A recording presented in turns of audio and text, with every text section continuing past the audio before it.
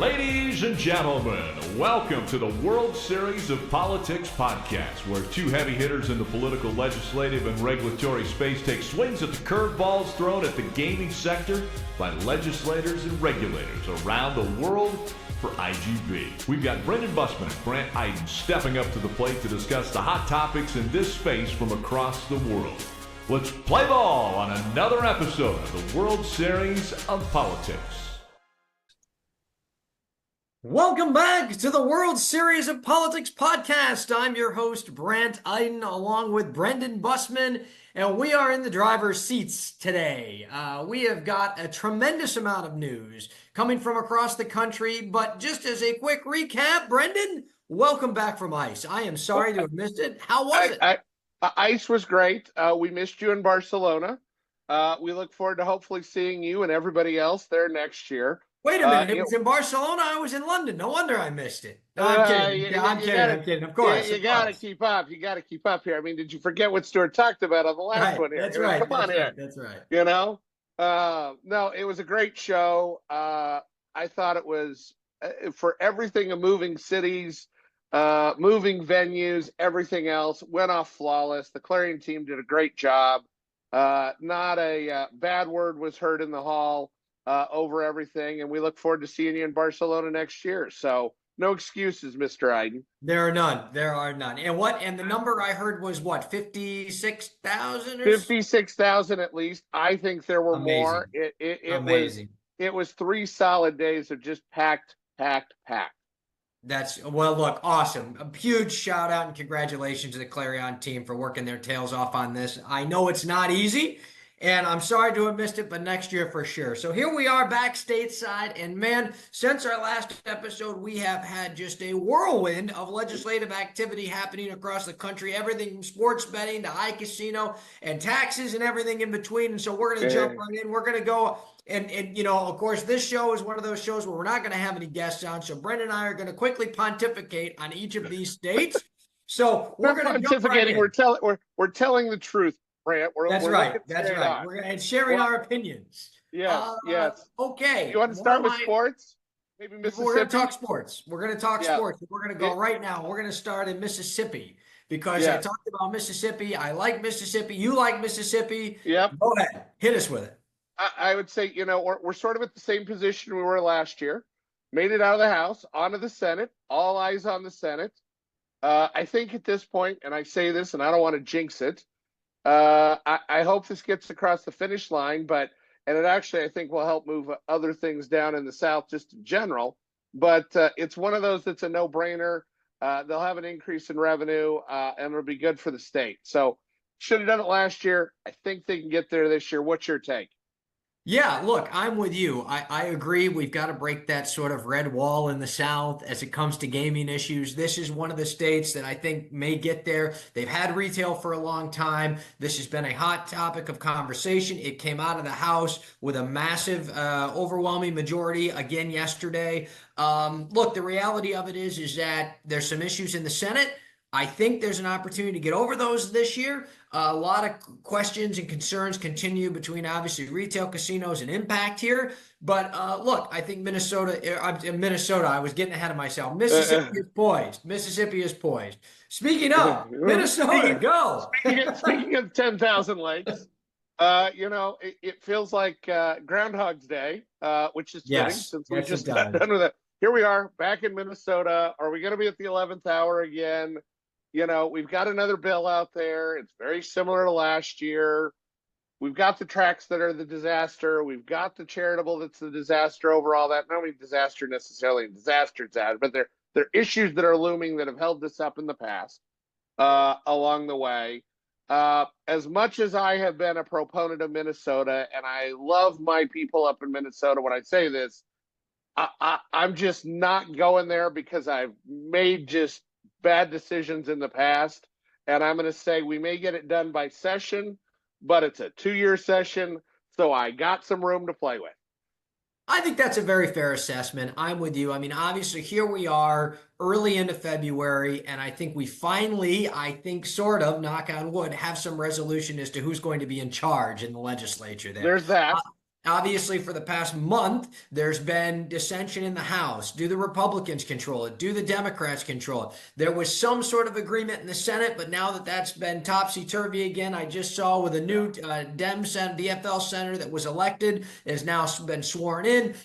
Democrats now take control in the Senate. So I think the reality, and I hope, and again, knock on wood here, is that politically, the Democrats have now sort of said, look, DFL is in charge. Republicans have agreed to this. There was an agreement in place as it related to the tracks and the tribes at the end of last session. And of course, it just didn't get done because of another issue. But the likelihood is that one would think the likelihood is in favor of trying to get something done in Minnesota this year. I mean, now that this political issue has been resolved, I'm with you. I think it's going to take a little bit of time, but I'm hopeful that the legislature can still get there. Well, I am hopeful too, but shame on us for twice, not once, but twice. I know. And it was leadership 2 years ago, you'll remember, that said, hey, I got to go to my reunion at Harvard. I'm leaving 3 days early. I remember this. You continually come back to this, by the way. You've never let that go. There's two things about me. I'm consistent and I never forget. You know that. You say it multiple times. That's true. Elephants don't forget. I've heard that. No, they don't. They don't whatsoever. But secondarily, it was, oh, guys, you didn't make it in time. But they passed a 1,400-page bill at the end after we, had that deal at the end of last year. I will say this, and while the dust may have settled between the parties, I don't know if it really has. And I say that in general going, I've never watched two groups of people that one walks in, does a press conference and says, hey, the whole state's blue. And then the other one walks in and says the whole state's red. And there's no purple in between. Yeah, over right. everything. It's nuts. But, the thing that concerns me about Minnesota, and I think this is a general concern across the way because we've seen it in other states, and I know we'll talk about one here in a second, is where does that tax rate or the payment as it relates to the tribes come in at, and what is that rate at? Because unfortunately, as I said earlier, as it relates to the state of Ohio, some people just continue to not understand the economics of this and fail economics 101. Well, I think that's a great segue into Ohio as we're talking about taxes. Welcome to Ohio. Yes. Look, has there ever been a state that you're a former legislator, okay? Have you ever seen a business that gets so screwed by a government that not only does it double its tax once, but twice gets proposed in the course of a 12-month period?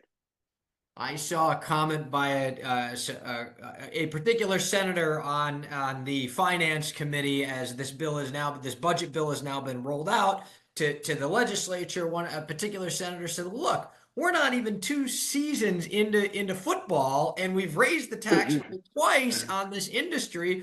Let's just put the brakes on and see if this even makes sense. Let's take a look at the economics of this before we just continually just raise the tax. Now, and I think it's important to note, though, the governor did not only propose a tax increase to the sports betting industry, he proposed tax increases to all what he called sin industries. And of course, he included cannabis as part of this. He included liquor as part of this. He included tobacco products as part of this. This is a governor that just clearly, has basically said, look, in terms of new revenue, I'm going to go towards some of these industries that I may not align with philosophically, and that's where I believe the taxes need to go.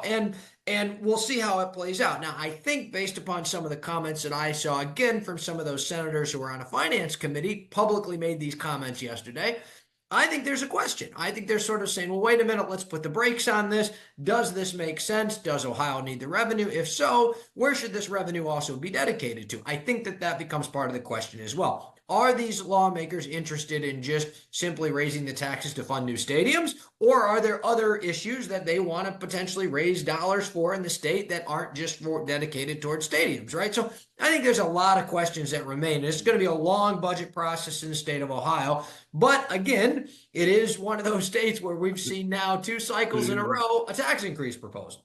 No, and the other thing I'll just say in general, and then let's switch a little bit here to iGaming is, yes. One, do we really need to raise that much revenue? Do they really need a dome stadium in Cleveland? Can't they learn how to play football outside? Oh, I was waiting for that. Most of the Big Ten country, I mean, this becomes an M versus an O, and I will always side with the M when it comes to football. So, Yeah, and I'd pick on my friends to the south in Ohio, but my Lions play in that dome up there too. So let's move on. Yeah, but Let's move that's on. a different story. Yeah, I'm talking about That's a college different football here. story. Different Different story. story. Different All right, story. let's talk about icasino, which I mean, Yep. talk about an active legislation cycle already. And again, Yep. we're 3 weeks into it, and we have seen more bills proposed on icasino than I recall ever seen, frankly, Correct. Yep. since the rollout. Let's start in the east. We'll work our way west. Let's start, and obviously, it's been talked about a lot. Your friends in New York, Senator Adabo, obviously Assemblyman Pretlow pushing this issue for a very long time. What do you think?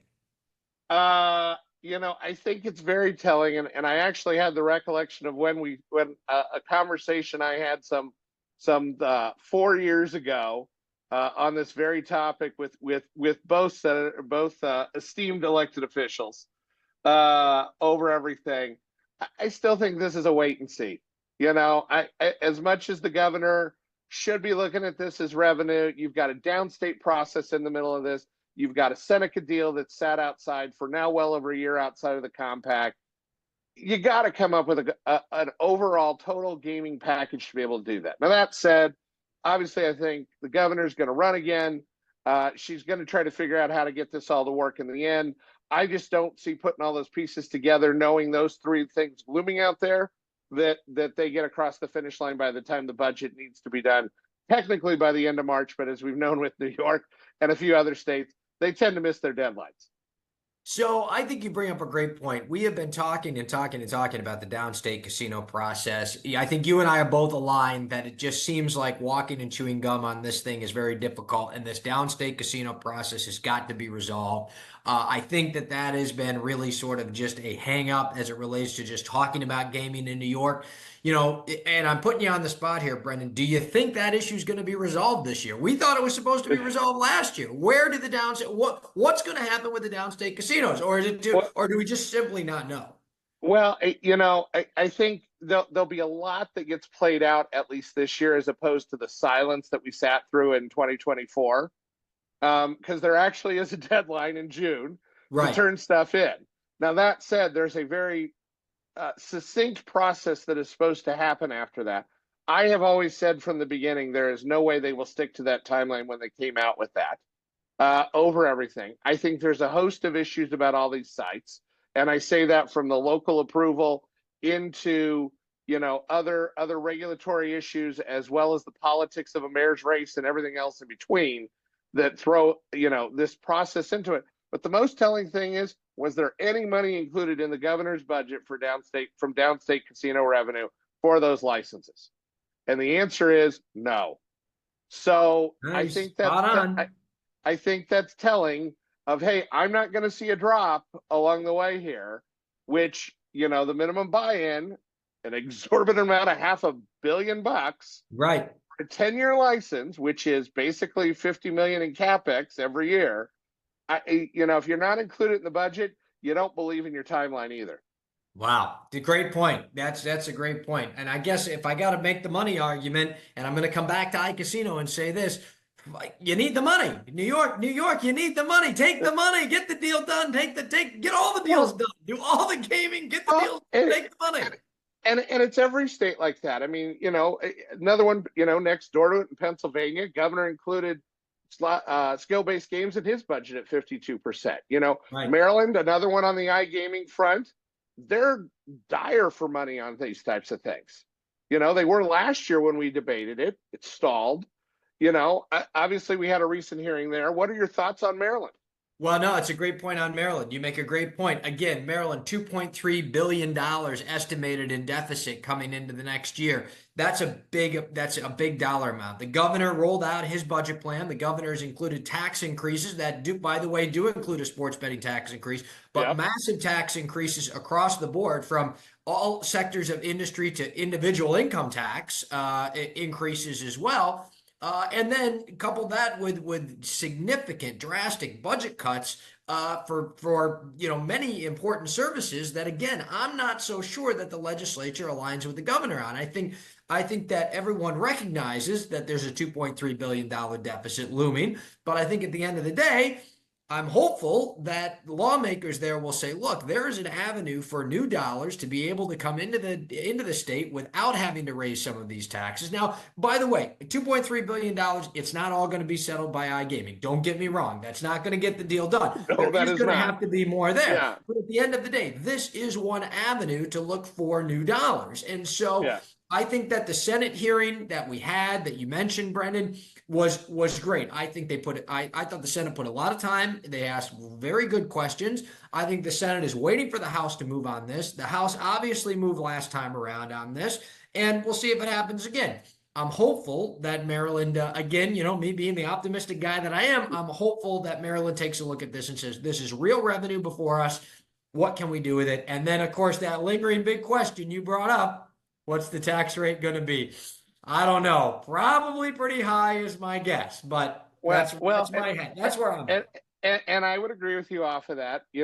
Unfortunately, this is where the economics doesn't always get sold, and that's across the board, not just looking at iGaming, but the increase in sports betting tax, the increase in all those taxes that the governor pitched off of that along the way.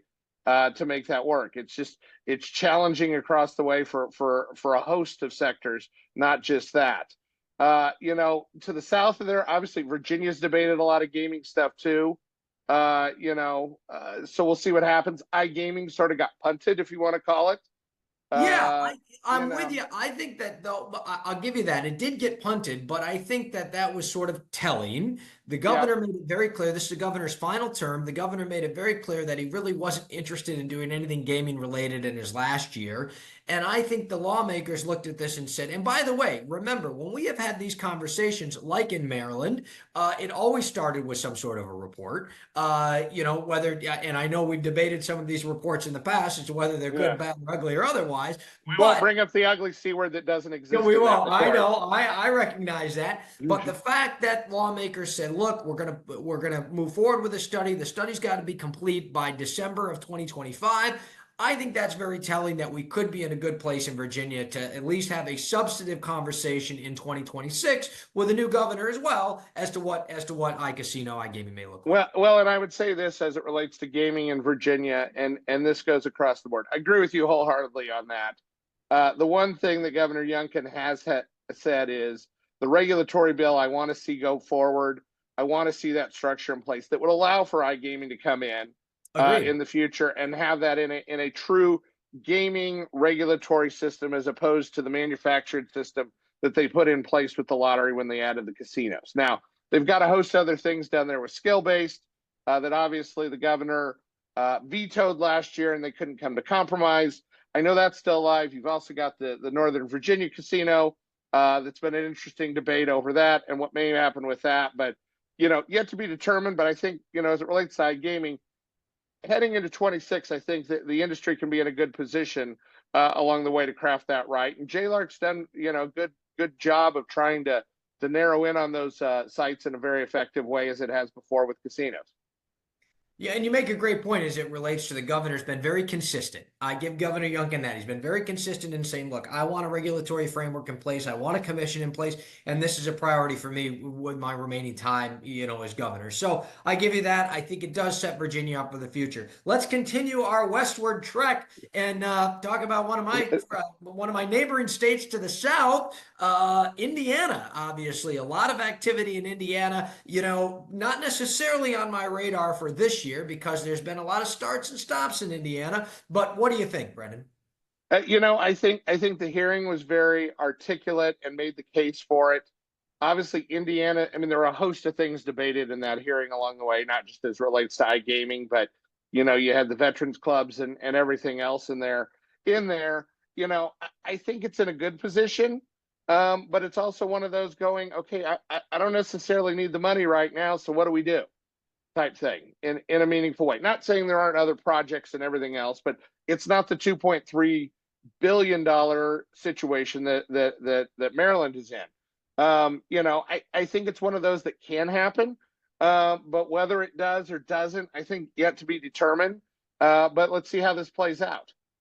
Yeah, I'm with you on that. I think that the great news about that hearing and where I see this conversation continuing is there's been a lot of education, and I think there will be a lot more education, right? Whether or not Indiana happens in 2025 remains a big question mark, but I do think the great news is that this is just continuing to educate lawmakers on the potential for revenue, the consumer protections that are there, the fact that there's sweepstakes casinos going on in their markets already. I mean, when I'm having conversations with lawmakers in some of these states, they have no idea that these sweepstakes games are out there. And so this is all about building that education potentially for the future, even if, the switch doesn't get flipped on in 2025 per se. So, look, I know, and you're right on that. Oh, go ahead.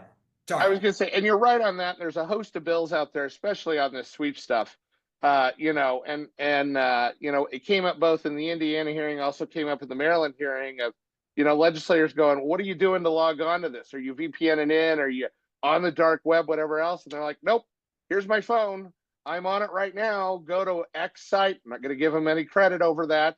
I'm not the Campaign for Fair Gambling. That's an affiliate for the illegal market out there. But, it's one of those going, hey, guys, this is, I sat and looked at a newspaper publication yesterday that sends me regular email updates. There was advertisements for a sweepstakes casino on there just there. Oh, yeah. And I'm sitting here going, hey, guys, this is out there and needs to be dealt with because there's no consumer protection. There's no tax revenue going to your state, and it's a problem across the country. I guarantee you, as folks watch the Super Bowl this year, there will be ads for varying sweepstakes casinos that are going to pop up on your television in your state. Absolutely. For some of these casinos, they're going to pop up and they're going to seem legitimate. I thought it was, one of the questions that I know we're running short on time here, but I think is a really important point that you bring to the table, Brendan, which is these lawmakers that are just sort of kind of very eye-opening in these states when they go, wow, this actually exists already. It's amazing when, to have those conversations because people don't realize that it occurs. But I think they're asking questions saying, well, wait a minute, how come we can't just regulate that and get rid of those illegal sweepstakes? Well, the answer, and I know that it's always a tough one, but the answer is you have to have a regulatory framework in place to be able to allow your regulator to root out that illegal activity. So the only way you can do that is by putting laws in place, and those laws are regulation around icasino. Sometimes it seems counterintuitive as we have these conversations, but that's the only way that you're going to be able to get rid of some of these illegal operators that are, absolutely. Country. I know you have a lot of conversations with your friends in California about how much they hate the sweepstakes games. No, I know. I mean, you've got it from California across the board. It is an issue that needs to continually be dealt with. It's one that is being dealt with both, commercially, tribally, everything else. I will say, it's probably been one of the most important questions people have asked me about over the last year, and it continually gets asked almost every day of what's going on with this and what do we need to do. Yeah, no, you're spot on. Well, as I said, we're wrapping up. I want to close the show, and I hate to end on a sour note, but I got to ask the question, Brendan. Oh, God. Yes or no? Texas sports betting 2025? No. Yeah, I'm with you. No. And I hit the buzzer. All right. I hate ending there. I was going to say, we didn't get to a host of other ones. I know the governor has come out and said, hey, I'd sign it. I think there was some quote about it in there about he doesn't want people's fingers cut off when he said that too. But, all roads lead through the Senate. It relates to gaming, and I hope to see everybody in 2027, and we'll have a fruitful conversation. We're going to continue the good work in Texas that I know you've been working on for a very, very long time. You've been working on Texas for a long time. I started when I was 20 years in. There you go. Well, there we go. We've done our round robin of states. There's going to be a lot more activity. We've got some great guests lined up as we get later into the month. So join us on the next episode and this has been a great episode, and join us for the next one. Another World Series of Politics podcast with your hosts, Brant Eiden and Brendan Bussman. See you next time. You've been listening to the World Series of Politics podcast with Brendan Bussman and Brant Eiden. We'll be back at the starting line very soon. This has been an IGB production. For the latest news, views, analysis, and data on the global gaming industry, head to igamingbusiness.com.